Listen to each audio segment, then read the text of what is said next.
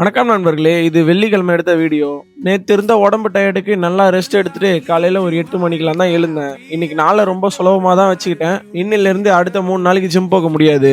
ஏன்னா இந்த நேரம் பார்த்து ஜிம் மெம்பர்ஷிப் முடிஞ்சா அதை வேற ரெனியூ பண்ணணும். மண்டே தான் பண்ணலான்னு இருக்கேன். இவனை ஆல்ரெடி உங்களுக்கு தெரியும், சிலுமிஷம் வந்தான்ல, அவனோட தம்பி.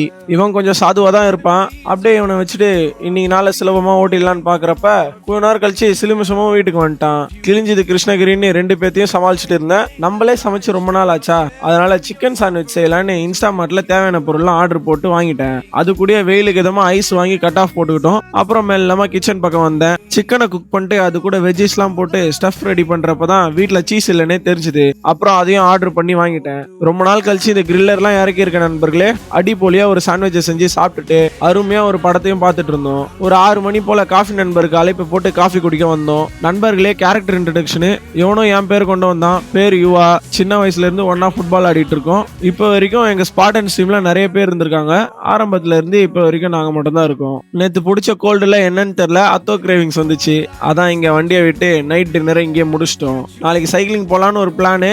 ஆனா சைக்கிள்ல காத்து இல்ல.